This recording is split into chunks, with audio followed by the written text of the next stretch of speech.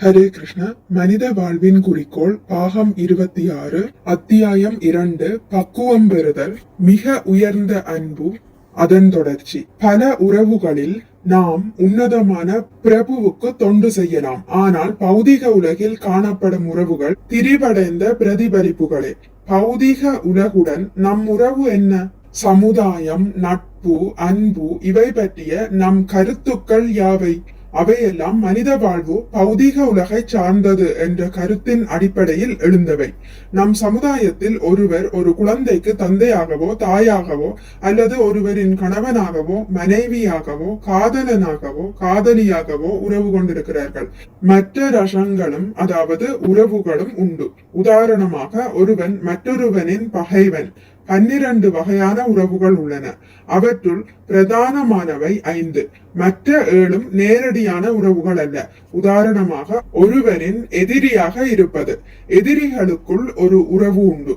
கொலைகாரனுக்கும் கொலை செய்பவனுக்கும் இடையேயும் ஒரு உறவு உண்டு. ஆனால் கிருஷ்ணருடனான நம் உறவை பொறுத்தவரை அவருடைய எதிரியாக இருப்பவனும் வாழ்வில் வெற்றி அடைகிறான். எனவே கிருஷ்ணரில் ஒருவன் தன் உணர்வுகளை ஈடுபடுத்தும் போது இந்த 12 வகையான உறவுகளில் ஏதாவது ஒன்று ஏற்படலாம்.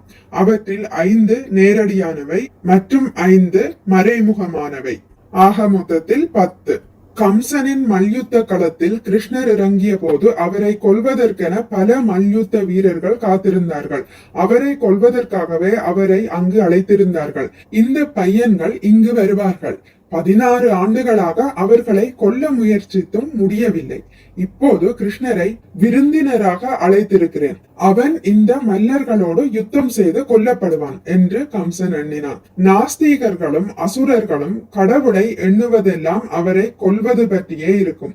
கடவுள் செத்து விட்டால் தம் விருப்பம் போல் சுதந்திரமாக நடக்கலாம் என்பது அவர்களின் எண்ணம். ஆனால் அவர்களின் நடவடிக்கைகளை பொறுத்தவரை கடவுள் இருந்தாலும் செத்தாலும் அவரது பிரதிநிதியாகிய பௌதீக சக்தி மிகவும் பலம் வாய்ந்ததாயிருப்பதால் யாரும் தாராளமாக குற்றங்கள் புரிய முடியாது. யார் தவறு செய்தாலும் தண்டனை உடனடியாக வழங்கப்படும். கடவுளின் சாநித்தியம் அதற்கு தேவையில்லை. கடவுள் இருந்தாலும் இல்லாவிட்டாலும் பௌதீக இயற்கையின் விதிகளை சிறிது மீறினாலும் கூட அவர்களை தண்டிக்க பௌதீக இயற்கையால் முடியும். கடவுள் இந்த ஏற்பாடுகளை செய்திருக்கிறார். ஆனால் மூடர்கள் இதை அறிவதில்லை. புனிதமான பக்தி தொண்டில் எல்லா புலன்களையும் கிருஷ்ணருக்கு உகந்த முறையில் ஈடுபடுத்துவது பற்றி சைதன்ய மகாபிரபு கூறியுள்ளார். ஒருவன் உரிய முறையில் புலன்களை பயன்படுத்தி கிருஷ்ணர் விரும்பியதை எல்லாம் நிறைவேற்ற வேண்டும். ஆனால் ஒருவன் தன் புலன்களை கிருஷ்ணரின் விருப்பத்திற்கு எதிராக பயன்படுத்தினாலும் அவன் கிருஷ்ணரை பற்றி எண்ணுவது அவனுக்கு நற்பயனை அளிக்கும். உதாரணமாக பூதனா எனும் அரக்கி கிருஷ்ணரை கொல்ல நினைத்தாள். பக்தர்கள் கடவுளுக்கு தொண்டு செய்திருப்பது போல் அசுரர்களும் நாஸ்திகர்களும் கடவுளை கொல்வது பற்றியே எண்ணிக்கொண்டிருப்பார்கள். நான் கிருஷ்ணரை கொல்வேன், அவன் சிறுவன் தானே என்று பூதனா நினைத்தாள். இது அசுர குணமுள்ளவர்கள் செய்யும் மற்றொரு தவறு. கிருஷ்ணர் ஒரு சாதாரண மனிதன் அல்லது குழந்தை என்று அவர்கள் எண்ணுகிறார்கள். எனவே பூதனா எண்ணினால், என் மார்பில் விஷத்தை பூசிக்கொள்கிறேன், அந்த குழந்தை பால் குடிக்கும் போது இறந்துவிடும். கிருஷ்ணரை அவள் எதிரியாக எண்ணினாள். ஆனால் கிருஷ்ணரோ அவளை தன் நண்பனாக கருதினார். அவரின் கருணை அப்படிப்பட்டது. அவளின் அசுர மனப்பான்மையை கருத்தில் கொள்ளாமல் அவளை அவர் ஏற்றுக்கொண்டார். ஒவ்வொரு உயிர்வாளியும் கட்டுண்டவன். ஆனால் கிருஷ்ணர் அப்படியல்ல. பைத்தியத்துக்கு வைத்தியம் செய்யும் மருத்துவர் அல்லது மனநோய் நிபுணருக்கு பைத்தியம் பிடிப்பதில்லை.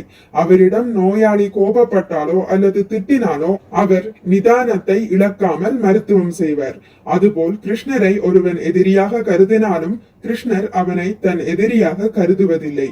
பூதனா கிருஷ்ணருக்கு விஷமூட்ட வந்தாள். ஆனால் கிருஷ்ணர் அதை அப்படி எடுத்துக் கொள்ளவில்லை. நான் அவளிடம் பால் குடித்ததால் அவள் எனக்கு தாயாகிவிட்டாள் என்று கிருஷ்ணர் எண்ணினார். கிருஷ்ணர் அவளை தாயாக கருதியதால் அவள் முக்தி பெற்று கிருஷ்ணரின் தாய் யசோதை அடைந்த அதே நிலையை அடைந்தாள். கிருஷ்ணரோடு அனுசரணையான உறவை மேற்கொள்வது மிக உயர்ந்த பக்குவ நிலை என்றாலும் எதிரான உறவை கொள்பவனிடமும் கிருஷ்ணர் கருணை காட்டி அவனுக்கும் முக்தி அளிக்கிறார். கிருஷ்ணரால் கொல்லப்பட்ட அவரின் எதிரிகள் எல்லாம் உடனடியாக முக்தி அளிக்கப்பட்டனர். அருவமான பிரம்ம ஜோதியுடன் கலக்கும் இருவகையான மனிதர்கள் உள்ளனர். அருவ பிரம்ம ஜோதியுடன் கலப்பதில் குறியாக இருப்பவர்கள் அவ்வாறு இவ்வாறு கலக்கலாம். கிருஷ்ணரை பகைத்துக் கொண்டு அவரால் கொல்லப்படுபவர்களும் பிரம்மஜோதியில் கலக்கலாம். எனவே கடவுளின் பகைவர்களுக்கு அளிக்கப்படும் நிலையை நான் ஏற்றுக்கொள்ள வேண்டும் என்று பக்தன் நினைக்கலாம். சைதன்ய மகாபிரபு கலப்பற்ற பக்தி தொண்டை சிபாரிசு செய்கிறார். பௌதிக இச்சைகளை பூர்த்தி செய்ய விளைவது, ஆராய்ச்சிகளின் மூலம் கிருஷ்ணரை புரிந்து கொள்ள முயற்சிப்பது, கிருஷ்ணரிடமிருந்து லௌகீக நலன்களை பெறும் நோக்கத்தோடு செயற்படுவது ஆகியவை கூடாது. கிருஷ்ணருக்கு உகந்த முறையில் அவரின் விருப்பப்படி செயல்படும் விருப்பம் மட்டுமே இருக்க வேண்டும். கிருஷ்ணர் விரும்புவதை நாம் உடனே நிறைவேற்ற வேண்டும். எனக்கு ஒரு டம்ளர் தண்ணீர் வேண்டும் என்று நான் கேட்டால் அதை உடனே தருவது என் மாணவரின் கடமை. பிரபுபாதா தண்ணீர் கேட்கிறார், ஆனால் அதைவிட மேலாக ஏதாவது கொடுத்தால் என்ன? ஒரு டம்ளர் பால் கொடுக்கலாமா என்று மாணவர் எண்ணினால் அது தொண்டாகாது. தண்ணீரை விட பால் மேலானது, ருசியானது என்று மாணவர் கருதலாம். ஆனால் நான் விரும்பிய தண்ணீரை தர வேண்டியது அவர் கடமை, பாலை அல்ல. அவ்வாறு தருவது எனக்கு உகந்த தொண்டு. கிருஷ்ணர் எதை விரும்புகிறார் என்பதை புரிந்து கொள்ள வேண்டும். அந்த நெருக்கமான உறவு இருந்தால் கிருஷ்ணருக்கு உகந்த முறையில் தொண்டாற்றுவது சாத்தியமாகும். அப்படிப்பட்ட நெருக்கமான உறவு இல்லாவிடில் கிருஷ்ணரின் விருப்பத்தை குருவின் மூலமாக கண்டறிய வேண்டும். ஹரே கிருஷ்ணா. இதுடன் முடித்துக் கொள்கிறேன். இனி அடுத்த பதிவில் இதன் தொடர்ச்சி தொடரும். மிக்க நன்றி. ஹரே கிருஷ்ணா. உங்களுக்கு இந்த வீடியோ பிடித்திருந்தால் லைக் பண்ணுங்கள், ஷேர் பண்ணுங்கள், சப்ஸ்கிரைப் பண்ணுங்கள். நோட்டிபிகேஷன் பெல்லை அழுத்துவதன் மூலம் அடுத்த பதிவுகள் உங்களை வந்தடையும். பகவான் ஸ்ரீ கிருஷ்ணரை பற்றி கேட்டு மகிழ்வோம். ஹரே கிருஷ்ணா.